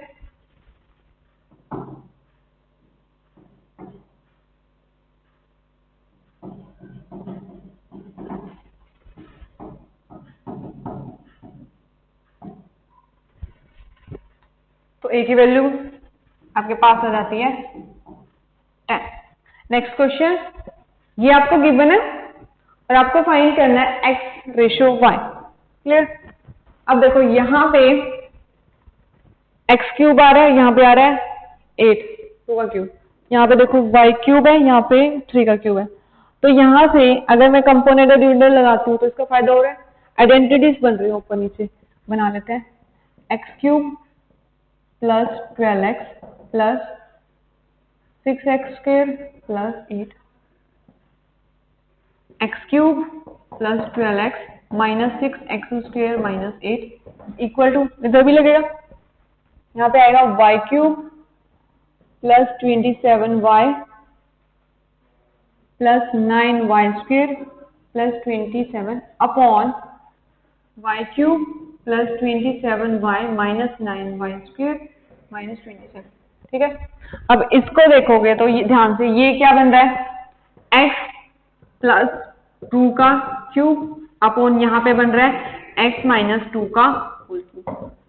फिर यहाँ पे बन रहा है y प्लस 3 का whole cube upon y minus 3 का होल क्यूब। क्लियर।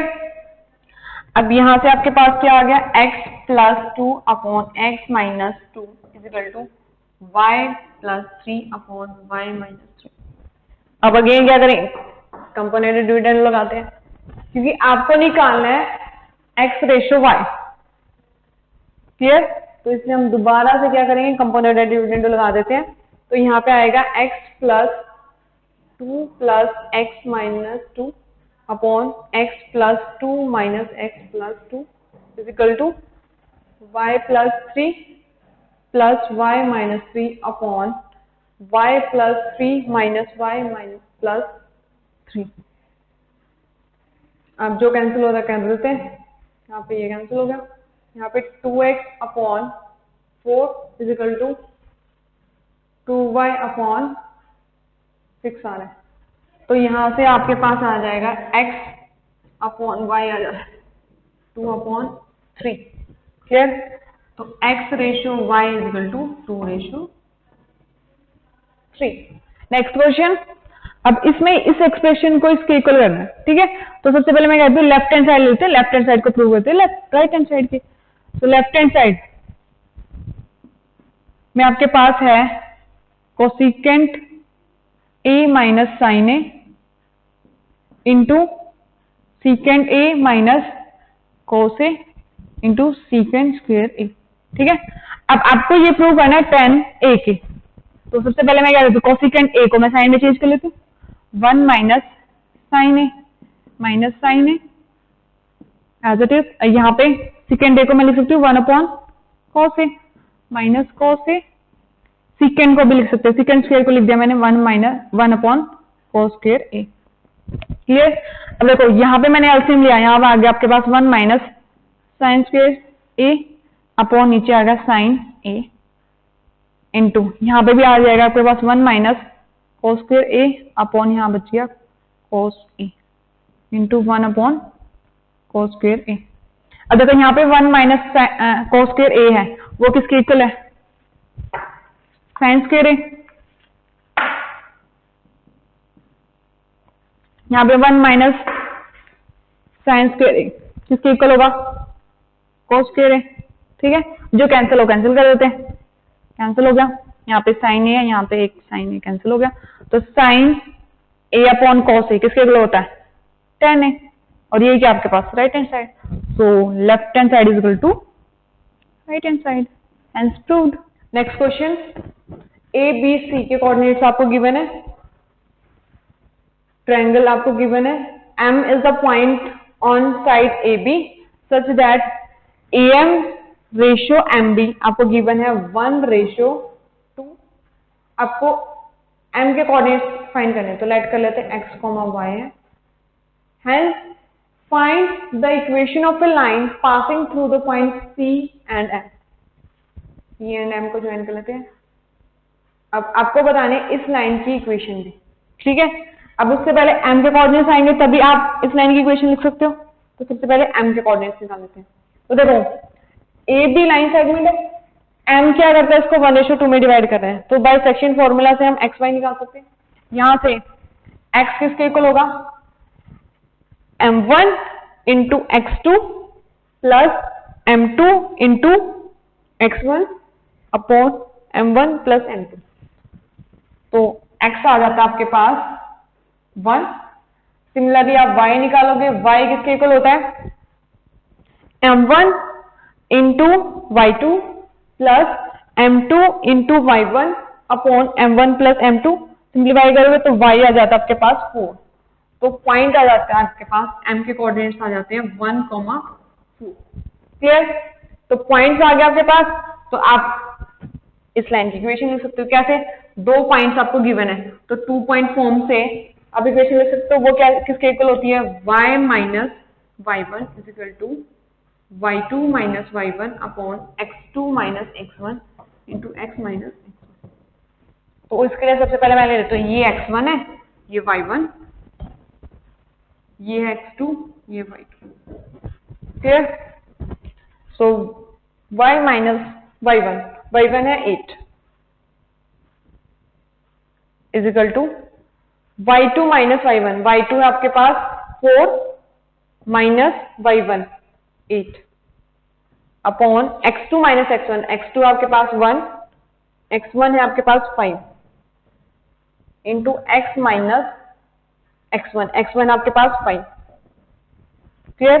अब इसको सिंप्लीफाई करते हो तो आपके पास इक्वेशन आ जाती है लाइन की y is equal to x plus 3। Next question. The sum of numerator and denominator of a fraction is 8। तो एक फ्रैक्शन ले लेते हैं, उसने न्यूमिनेटर और डिनोमिनेटर का सम 8 बोला है, तो लेट कर लेते हैं। डिनोमिनेटर है x, तो न्यूमिनेटर क्या होगा 8 माइनस एक्स। नेक्स्ट है if 1 is added to both numerator and denominator, add कर देते हैं, ऐड करेंगे तो ये आ जाएगा 9 minus x upon x plus 1। ये जो ये जो फ्रैक्शन आई है वो क्या है, is increase by 1 upon 15 the fraction, जो पहले वाली फ्रैक्शन थी इंक्रीज हो गई है।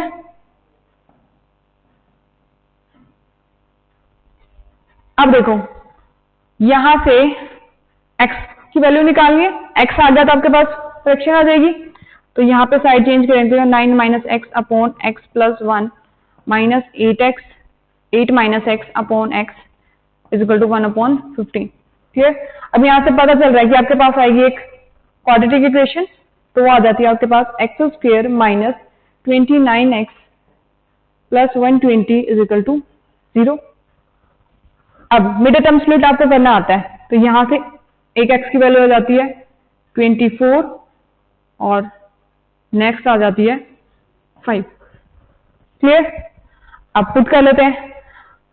8 माइनस 24 करेंगे तो नेगेटिव आएगी, क्या नेगेटिव फ्रैक्शन हो सकती है, नहीं, तो x तो 24 नहीं आएगा। क्लियर, अब x 5 पुट करते हैं, 8 माइनस 5 3 अपॉन 5, तो फ्रैक्शन क्या होगी 3 upon 5। Amit deposits 1600 per month in a bank for 18 months in a recurring deposit account. If he gets this amount at the time of maturity, what is the rate of interest per annum? आपको rate of interest निकालना, तो late कर लेते हैं rate of interest क्या है 8%। Clear, अब आपको मेच्योरिटी वैल्यू की मैंने, तो इक्वेशन किसमें बनेगी मेच्योरिटी वैल्यू में, वहां पे मेच्योरिटी वैल्यू किसके इक्वल होती है,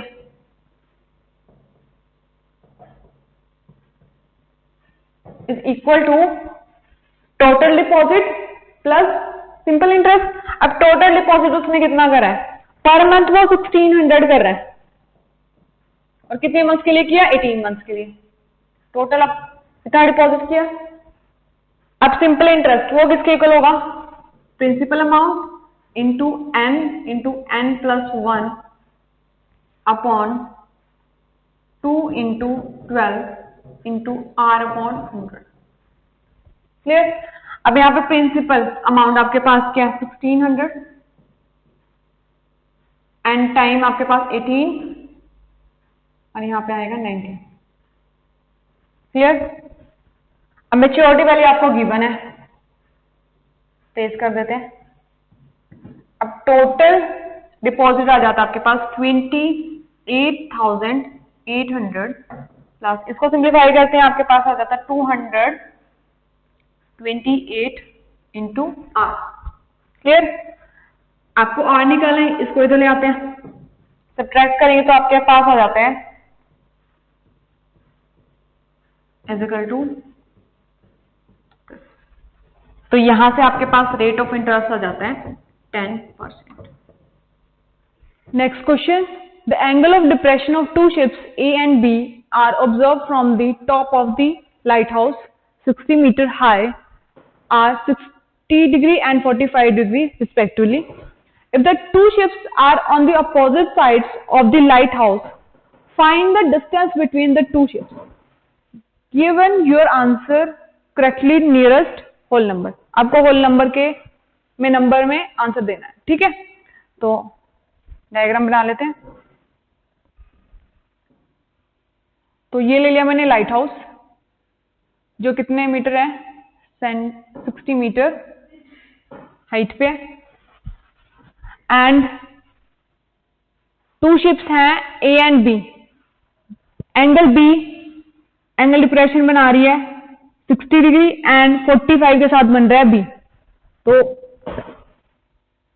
और अपोजिट साइड्स में, तो ले लेते हैं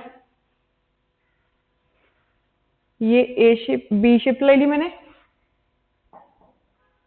ये A शिप ले ली, अपोजिट साइड्स हैं लाइट हाउस के। ठीक है, तो एंगल ऑफ डिप्रेशन A के साथ बन रहा है 60 डिग्री,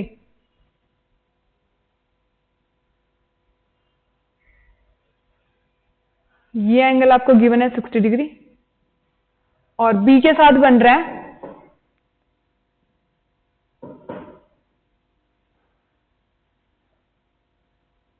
45 डिग्री। क्लियर? आपको निकालना है ये डिस्टेंस, दोनों शिप्स के बीच में कितना डिस्टेंस है। क्लियर? अब देखो ये लाइट हाउस है यहाँ पे, तो ये होगा परपेंडिकुलर। क्लियर? तो ये आपके पास 60 मीटर है,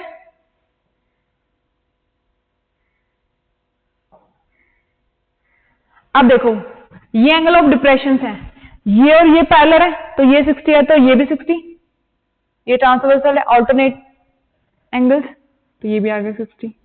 सिमिलरली ये दोनों लाइंस पैरेलल, ये ट्रांसवर्सल, ये 45 है, ये भी 45। अब इस पॉइंट को लोकेट कर लेते हैं, ये ले लिया मैंने सी और ये ले लिया डी। क्लियर? अब देखो ये आपके पास राइट एंगल ट्रायंगल है, एंगल आपको पता है, साइड आपको पता है। अब देखो इसका फायदा हो जाता है, आपके पास 45 है तो ये एंगल भी कितना होगा 45, तो ये क्या बन गया एक आइसोसेलेस राइट एंगल ट्रायंगल। ये आपको पता है 60 है मीटर से, ये भी 60 मीटर्स होगा। क्यों? एंगल्स इक्वल है तो इनके अपोजिट साइड क्या होंगे, इक्वल। क्लियर? ये इतना डिस्टेंस तो पता चल गया, ये पता चल गया, ऐड कर देंगे पूरी लेंथ आ जाएगी। क्लियर? अब इसमें देखो ये राइट एंगल ट्रायंगल है, इसमें ये एंगल 60 है, ये आपके पास 60 मीटर है, तो ये लेंथ निकाल ली, तो इस राइट एंगल ट्रायंगल में चले जाते हैं, इन ट्रायंगल ADC। तो ये है देखो एंगल के अपोजिट, ये परपेंडिकुलर है तो इसके एडजेसेंट क्या बेस, तो परपेंडिकुलर अपॉन बेस DC अपॉन AD is equal to tan 60। Clear?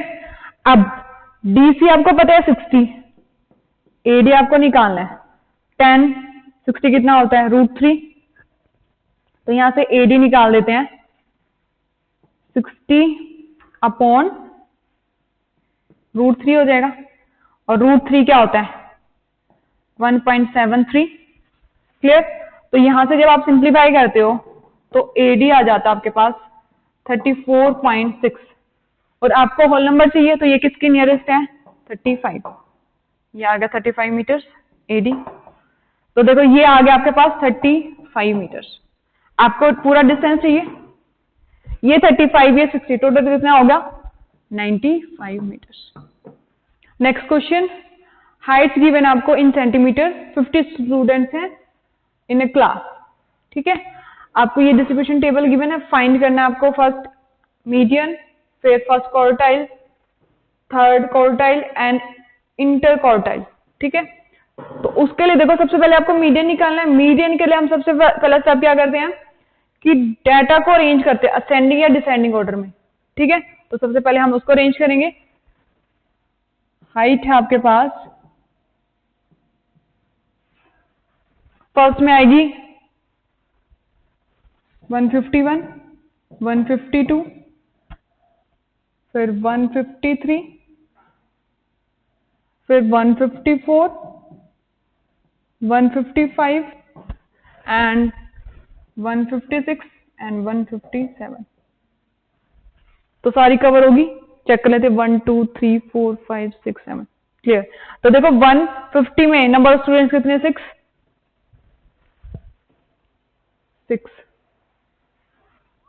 152 के कितने हैं 3, 153 के हैं 12, 154 के हैं 4, नंबर ऑफ स्टूडेंट्स 10 है, और 156 में 8 और इसमें है 7 नंबर ऑफ स्टूडेंट्स। अब क्या करेंगे, क्यूमुलेटिव फ्रीक्वेंसी निकालेंगे।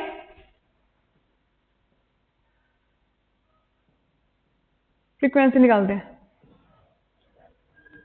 6 9 21 25 35 43 एंड 50। क्यूमुलेटिव फ्रीक्वेंसी आ गई। फर्स्ट आपको मीडियन निकालना है, मीडियन निकालना है तो यहां पे नंबर ऑफ ऑब्जर्वेशन कितनी 50 है, तो 50 इवन नंबर है, तो यहां पे अगर मैं मीडियन की बात करूं, मीडियन क्या होगा mean of 25th and 26th का मीन ऑब्जर्वेशन का। तो देखते हैं 25th आपको कहां मिल रही है?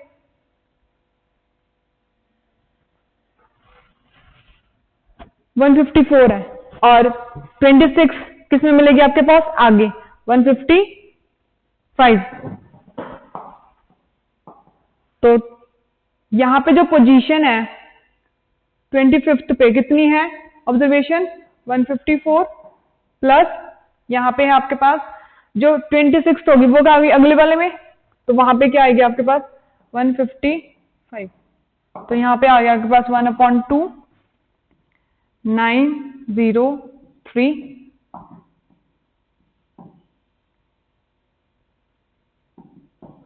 तो आपके पास मीडियन आ जाता है 154.5। अब फर्स्ट क्वार्टाइल पूछा उसने।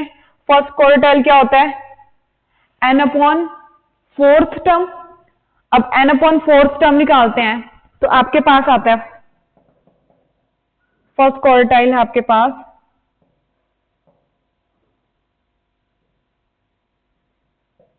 कहां पे जाता है वो आपके पास? n/4th ऑब्जर्वेशन मिलेगी। तो n आपके पास 50 है अपॉन 4, तो आपके पास आ जाता है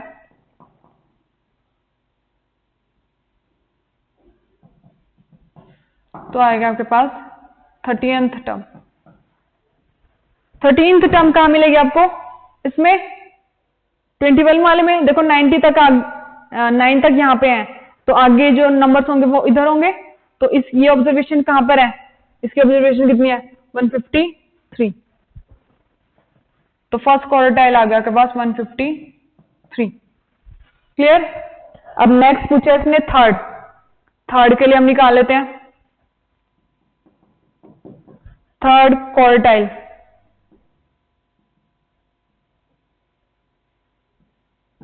क्या होगा? n/4 3n/4। तो यहां पे आएगा आपके पास 3 × 50/4। तो आएगा आपके पास 37th। तो आपको मिलेगी 38th पे चेक करेंगे 38th आपको कहां मिल रही है? देखो 35th तक आपके पास यहाँ है, तो 38th आपको आगे मिलेगा। तो ये क्या इसकी ऑब्जर्वेशन क्या है? 156। तो यहाँ पे जो थर्ड क्वार्टाइल आ जाता है आपके पास वो क्या होता है? 156। ठीक है। अब इंटर क्वार्टाइल वो क्या होगा? Third quartile minus first quartile. तो थर्ड क्वार्टाइल आपके पास कितना है? 156 माइनस फर्स्ट क्वार्टाइल आपके पास है 153। तो इनका डिफरेंस क्या आ रहा है? 3। तो इंटर क्वार्टाइल आ गया आपके पास 3। क्लियर?